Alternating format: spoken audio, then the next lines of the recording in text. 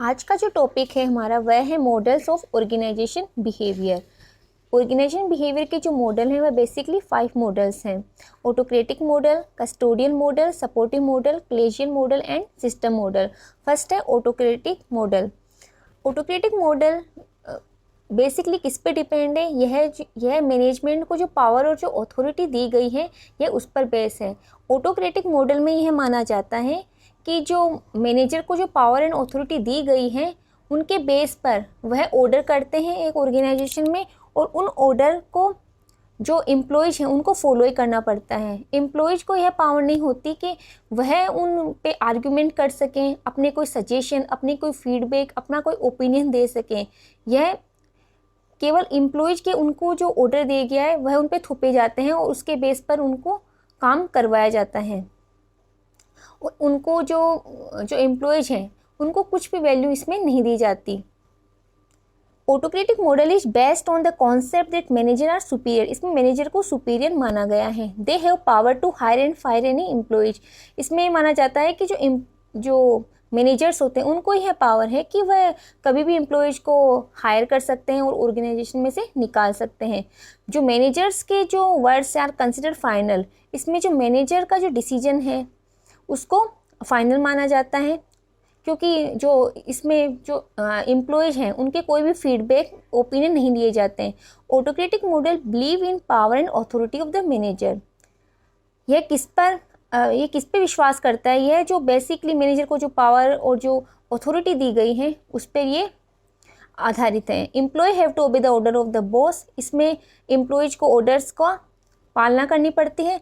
Individuals को इसमें control किया जाता है मैनेजर के द्वारा, और वह कंट्रोल इस पे होते हैं क्योंकि उनको को तो कुछ पावर होती नहीं है और जो मैनेजर को पावर होती है, इसलिए उनको उनके ऑर्डर के हिसाब से चलना पड़ता है। ऑटोक्रेटिक मॉडल इंडिया में जो ऑर्गेनाइजेशन है जैसे कि railway, defence organisation, police organisation, bank आदि में देखने को मिलती है। ऑटोक्रेटिक मॉडल में जो एम्प्लॉयज और जो ये सबॉर्डिनेट्स होते हैं उनकी जो बेसिक नीड है केवल उन्हीं पे ध्यान दिया जाता है। सेकंड है custodial model. Custodial model basically किस पे डिपेंड है? यह इस पे डिपेंड है कि जो एक ऑर्गेनाइजेशन में जो एम्प्लॉयज काम करते हैं उनको इकोनॉमिक सिक्योरिटी भी दी जाए। इकोनॉमिक सिक्योरिटी मीन्स उनको मनी उनको प्रोवाइड की जाए और ज़्यादा से ज़्यादा उनको रिवार्ड दिया जाए उनकी अच्छी परफॉर्मेंस में, ताकि वह मोटिवेट हों। तो उनको मोटिवेट किया जाता है इसमें इंसेंटिव और रिवार्ड देके। Custodial model imply that owner are custodian of resources in the organisation. इसमें ये माना जाता है कि जो ऑर्गेनाइजेशन में जो ओनर्स होते हैं और वह जो रिसोर्स होते हैं ऑर्गेनाइजेशन में वह उनके संरक्षक होते हैं, और वह बाउंड होते हैं कि वह अपने जो एम्प्लॉय और वर्कर्स जो काम कर रहे हैं उनके वेलफेयर के बारे में सोचें, जैसे कि उनको पेंशन दें, उनको इंसेंटिव दें और उनको अदर फैसिलिटी दें ताकि वह मोटिवेट हो सकें। केवल उनकी बेसिक नीड पे इस मॉडल में ध्यान दिया जाता। इसमें और भी जो उनकी जो नीड्स है उनको पूरा किया जाता है, जिससे कि क्या होता है, हर एम्प्लॉय में ये भावना होती है कि मैं अच्छी परफॉर्मेंस दूँ मेरी, ताकि मुझे ज़्यादा से ज़्यादा रिवार्ड मिले। लेकिन इसमें जो टीम स्पिरिट है वह इसमें नहीं आती है, क्योंकि हर जो एम्प्लॉय होता है वह ये चाहता है कि मैं दूसरे एम्प्लॉय से ज़्यादा अच्छा काम करूं ताकि मुझे ज़्यादा रिवार्ड्स मिले।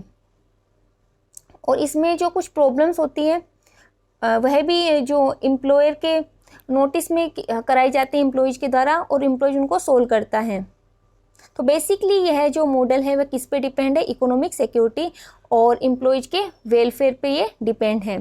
थर्ड आता है सपोर्टिव मॉडल। सपोर्टिव मॉडल ना ही तो यह मानता है कि पावर अथॉरिटी के बेस पे ऑर्गेनाइजेशन के गोल को प्राप्त कर सकते हैं, न ही ज़्यादा रिवार्ड देके।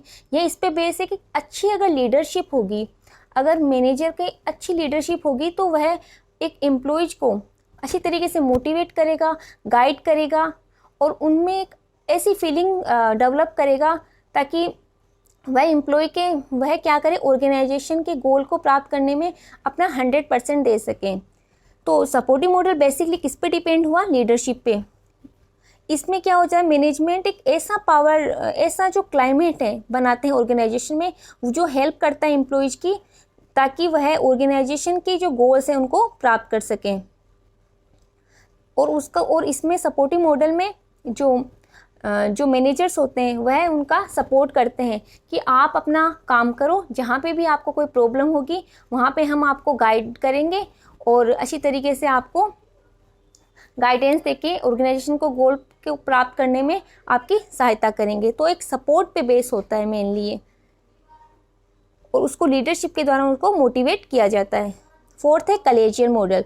कलेजियल मॉडल क्या है? ये जो सपोर्टिव मॉडल है उसका ही एक्सटेंडेड फॉर्म है। इस मॉडल में क्या किया जाता है, इसमें माना जाता है कि एक ऑर्गेनाइजेशन में जो भी मैनेजर हो या कोई भी सबऑर्डिनेट है वह सब इक्वल हैं। इसमें कोई भी ऑटोक्रेटिक मॉडल की तरह जो ऑर्गेनाइजेशन जो हिरार्की बनी हुई है उसका पालन नहीं किया जाता। इसमें ये माना जाता है ना ही तो कोई किसी का बॉस है, ना ही कोई किसी का सबऑर्डिनेट है, सब इक्वल है, सबका कंट्रीब्यूशन होता है एक ऑर्गेनाइजेशन को के गोल को प्राप्त करने में। इसलिए इस मॉडल के द्वारा जो एम्प्लॉयज होते हैं और जो सबऑर्डिनेट होते हैं उनका जो ओपिनियन है और उनके क्या फीडबैक है उसमें भी ध्यान दिया जाता है, उनको वैल्यू भी दी जाती है। तो इसमें क्या होता है, in this model the structure of organisation is develop in a way that there is no boss no subordinate but all are colleagues who have to work as a team.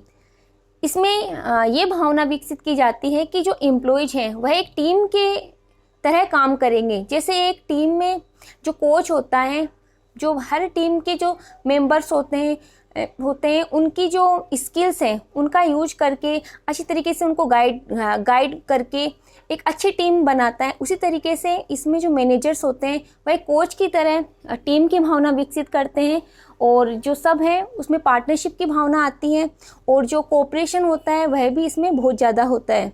सब एक दूसरे का सहयोग करते हैं और इसमें कोई भी इस बारे में चिंतित नहीं होता कि हम सबऑर्डिनेट हैं, वो हमारे बॉस हैं, हमें उनकी पावर जो उन्होंने हमें जो ऑर्डर दे उनकी पालना करनी पड़ेगी। उनमें इसके बारे में कोई भी चिंता नहीं होती। वह केवल एक एज ए टीम काम करते हैं और जॉइंटली काम करते हैं ऑर्गेनाइजेशन के गोल को प्राप्त करने में। जो लास्ट मॉडल है वह है system model. System model depend किस पर है? ट्रस्ट पर डिपेंड है। इस मॉडल में यह माना जाता है कि हर जो एम्प्लॉयज होता है, हर इंडिविजुअल्स होता है एक ऑर्गेनाइजेशन में काम करने वाला, उसकी अपनी अपनी स्किल्स होती है, क्वालिटी होती है, उसके गोल्स होते हैं, उसका भी एक अलग पोटेंशियल होता है और उसके गोल को ऑर्गेनाइजेशन गोल के साथ में इसमें बैलेंस किया जाता है ताकि उसको यह नहीं लगे कि मैं ऑर्गेनाइजेशन से अलग हूँ, उसे यह लगे कि मैं भी इस ऑर्गेनाइजेशन के सिस्टम का एक सब पार्ट हूँ। वह अपने आप को अलग नहीं मानता इससे, क्योंकि इसमें क्या होता है उसकी स्किल को मैनेजर पहचानता है क्या क्या क्वालिटी है और उस स्किल और क्वालिटी को ऑर्गेनाइजेशन गोल के साथ में एक ऑप्टिमाइज तरीके से यूज किया जाता है ताकि उसको भी ये लगे कि हाँ मेरी स्किल्स, मेरी परफॉर्मेंस ऑर्गेनाइजेशन के काम आ रही है। तो इस तरीके से सिस्टम मॉडल में क्या होता है, जो एम्प्लॉयज होता है वह उसमें ट्रस्ट की भावना आती है क्योंकि वह ऐसे सोचते हैं कि हमारी स्किल पे, हमारी क्वालिटी पे जो मैनेजमेंट है वह ट्रस्ट करता है, इसीलिए हमें ये रिस्पॉन्सिबिलिटी सौंपी गई है। उनमें यह भावना विकसित होती है। तो इस तरीके से इसमें क्या होता है कि इस मॉडल पे ये डिपेंड होली किस पर है? ट्रस्ट पर है। इसमें क्या होता है, ऑर्गेनाइजेशन क्या देखता है? Overall structure and team environment and assume that individuals have different goal, talent and ability. The system model aims to try to balance the goals of individual with the goals of the organisation. तो basically इसमें goal जो होते हैं individuals के और organisation के उसको inline किया जाता है। तो इस तरीके से सिस्टम मॉडल एक अच्छा मॉडल है। तो इस तरीके से ये जो 5 मॉडल्स हैं ऑर्गेनाइजेशन बिहेवियर के।